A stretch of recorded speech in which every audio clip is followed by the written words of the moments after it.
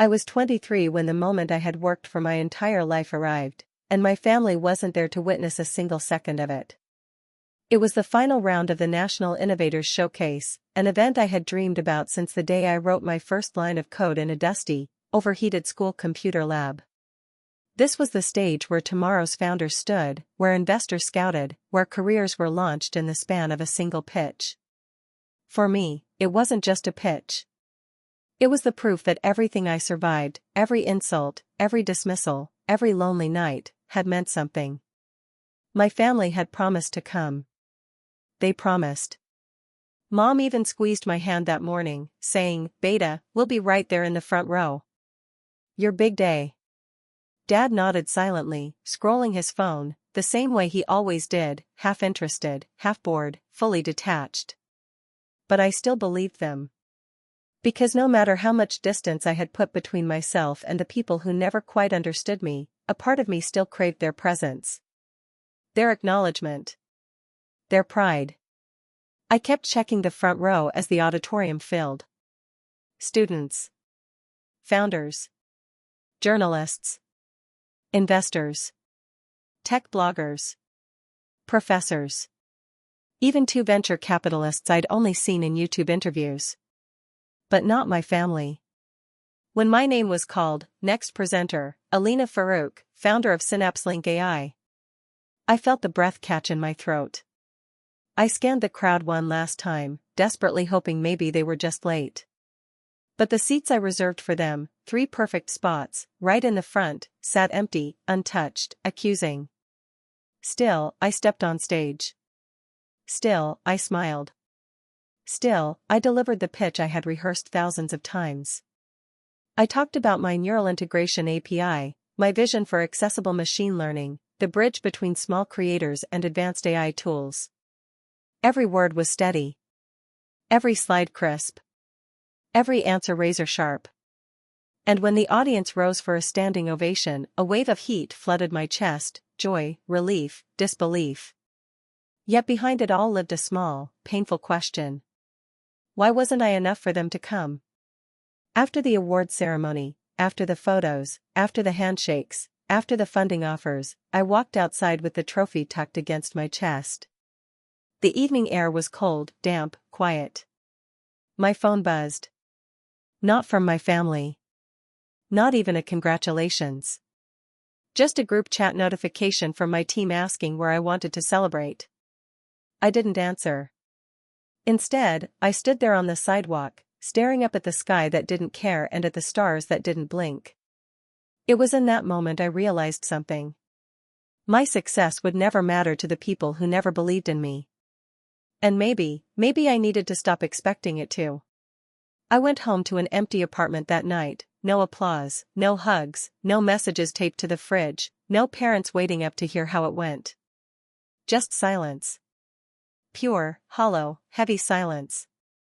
I curled up in bed with the trophy beside me like it was the only witness to the moment I had fought so hard for. And I cried, not because I lost anything, but because I finally understood what I had never truly had. A family who showed up. It wasn't the last time they would disappoint me. In fact, I would soon learn that disappointment was nothing compared to what came next. Because months later, when Forbes announced SynapseLink AI's $92 million valuation, my parents, who skipped my biggest moment without hesitation, suddenly remembered my name. And that's when everything changed. 6 months after the Innovators Showcase, 6 months after my family's empty seats carved themselves into my memory, my life changed in a way even I hadn't dared to predict. Forbes published their annual feature on rising founders. And right there, spread across 2 pages, was my face. Alina Farouk, SynapseLink AI hits $92 million valuation. In 48 hours, my inbox exploded. VCs, journalists. Conference invitations. Partnership deals. Some people congratulated me with tears. Others with envy. Most with awe. But not my parents. No call. No message. Not even a forwarded link. At least, not at first. It wasn't until a week later, on a Tuesday evening, while I was reviewing an acquisition proposal, that my phone buzzed with a name I hadn't seen on my screen in months. Dad. For a second, my pulse actually skipped. Stupid, right? Even after everything, some fragile part of me still hoped he'd say he was proud. I opened the message.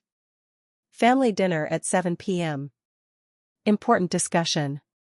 Don't be late. No congratulations. No warmth. No mention of my achievement. Just a summons, like I was an employee they needed to discipline. The words felt like a slap. Cold. Commanding. Familiar.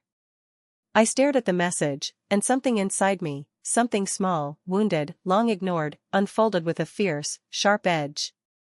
They didn't come to my pitch. They didn't celebrate my award. They didn't call after the Forbes announcement. But now that the world saw me as a rising tech sensation, now they wanted to talk. Of course they did. Because whenever my family reached out, it was never for love.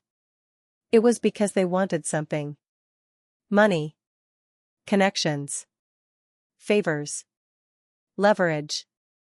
This time, I felt it in my bones. They needed me, not as a daughter, but as a resource. Still, I sat there staring at the screen, reading the message again and again, feeling old wounds ache like freshly cut skin. Important discussion. My mother's voice echoed from my childhood. We'll talk when your father is ready. Which always meant. Prepare to give something up. I took a slow breath, closing my eyes. No. Not this time. But ignoring them wasn't the answer either.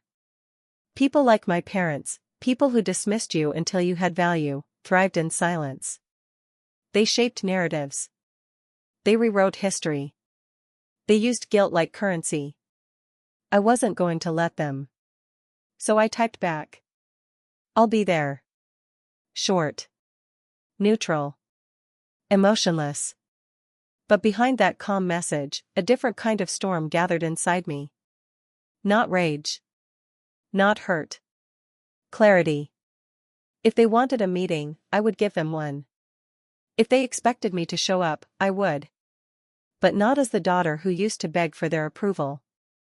I would show up as the woman Forbes wrote about. The woman who built a company from the ashes of their doubt. The woman they never believed in but now wanted to claim. They had called for a discussion. Fine. But they had no idea I wouldn't be coming alone. I would bring something to that dinner that would crumble their expectations, rearrange the power dynamic, and finally, let me close the door on the girl who once needed their applause. That night, as I shut down my laptop and stared at the city lights outside, I whispered to myself.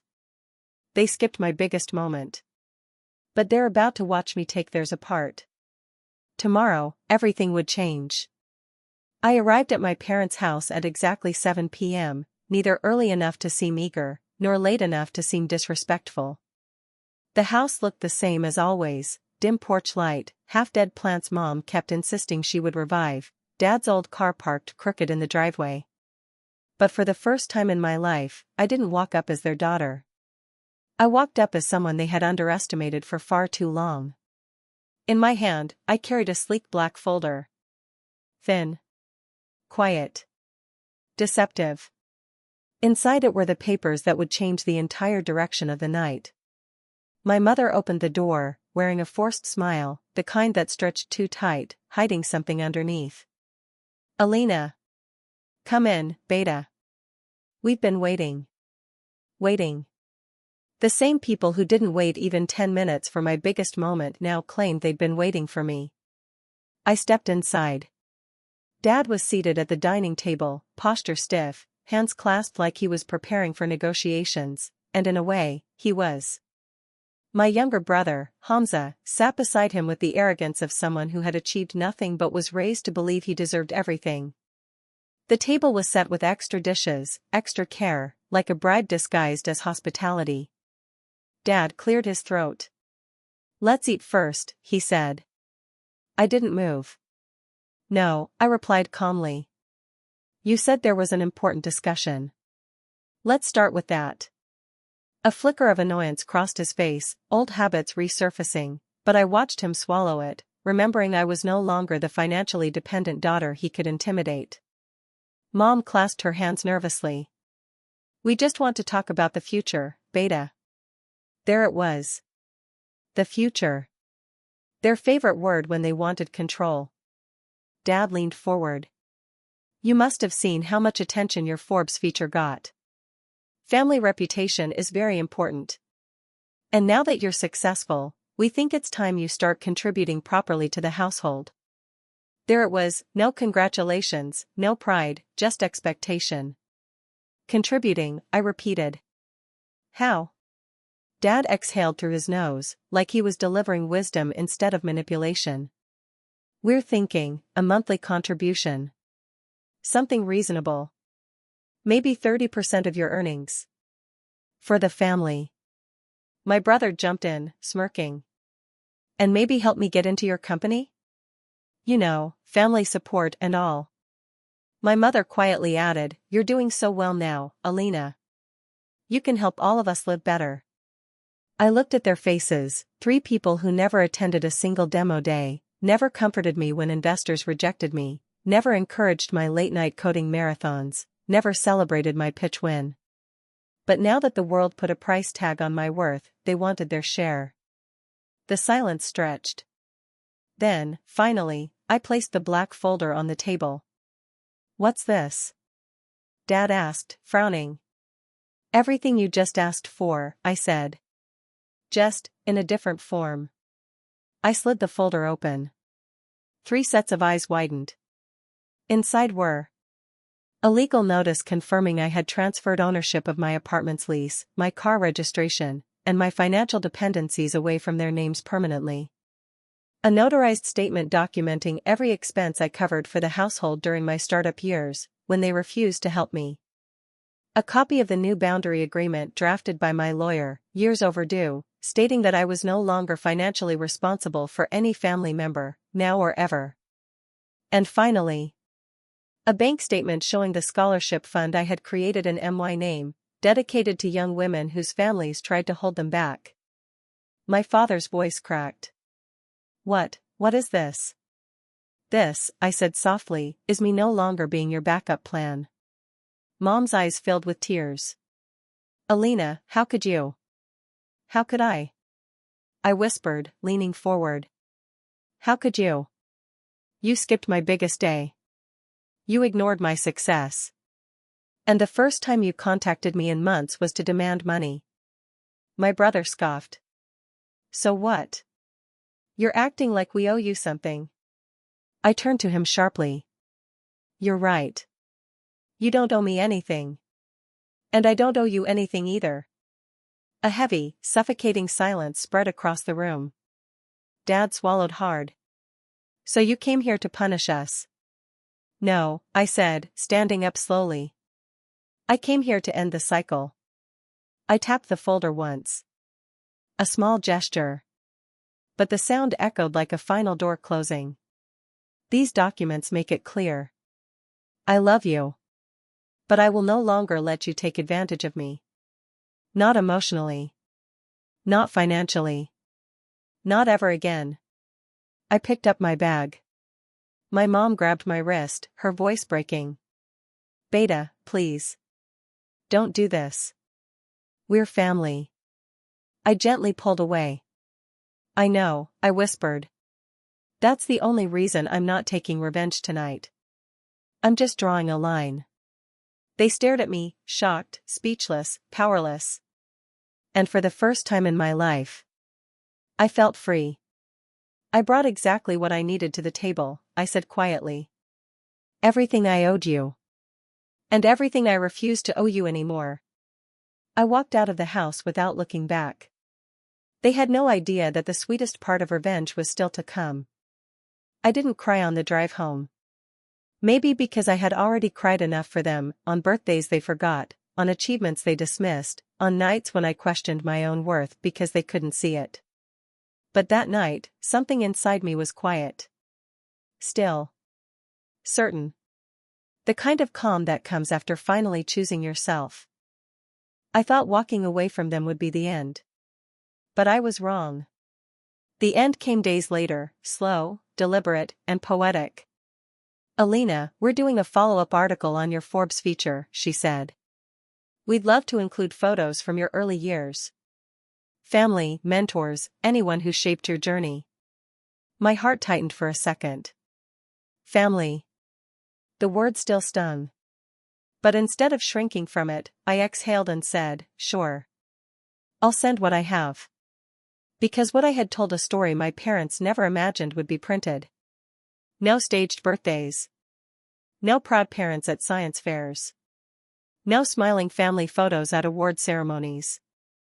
Just me, alone in libraries, hunched over a cheap laptop, attending competitions with no one clapping in the audience.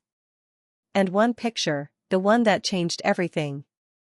A photo of me standing on stage at the Innovators Showcase, holding my trophy, 3 empty chairs in the front row circled in red.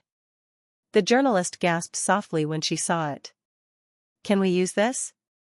I hesitated. Not out of fear. But out of respect, for myself, for the girl I used to be. "Yes," I answered. "Use it." Not because of the valuation. Not because of the technology. But because of the headline. Millions read it. Hundreds of thousands shared it.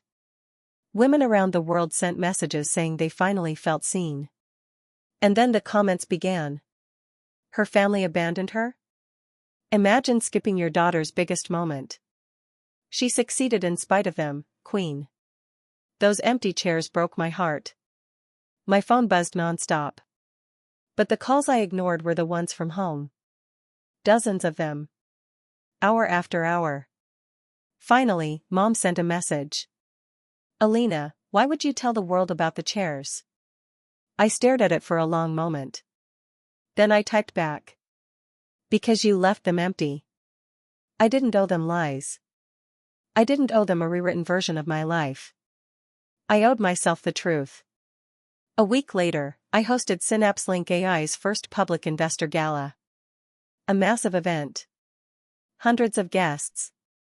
Press. Politicians. Industry giants. Everyone was dressed in black and silver, the colors of my brand.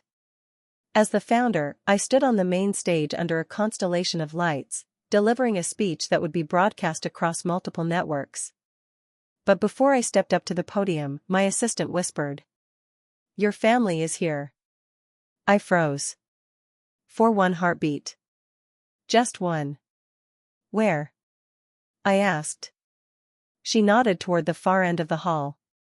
And there they were, Mom, Dad, and Hamza, standing awkwardly near the entrance, dressed too formally, too desperately, like they were trying to fit into a world they only valued when I brought them into it. Security waited beside them, unsure whether to let them through. For a moment, the old version of me, the girl who wanted her family to be proud, whispered, "Maybe let them stay, maybe this time they came because they care." But the woman I had become remembered everything.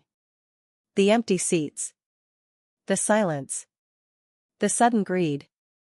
The manipulation disguised as love. I lifted my chin. "Tell security to escort them out politely," I said. My assistant's eyes widened. "Are you sure?" I looked at my parents one last time. Dad's expression was cold anger. Mom's was pleading. Hamza's was entitled disbelief. They weren't here to support me. They were here to claim me. "Yes," I said softly. "I'm sure." Security approached them. Voices were raised. Dad tried to push forward. Hamza argued. Mom cried my name. But they never got past the door. Never reached my stage. Never touched the world I built without them. And as the lights went down and the crowd applauded, I stepped up to the microphone. I took one steady breath, smiled, and began. "Tonight, we celebrate those who showed up. And honor the strength we find when others don't." The audience erupted. But I wasn't thinking about applause. I wasn't thinking about revenge. I was thinking about the chairs, those 3 empty chairs.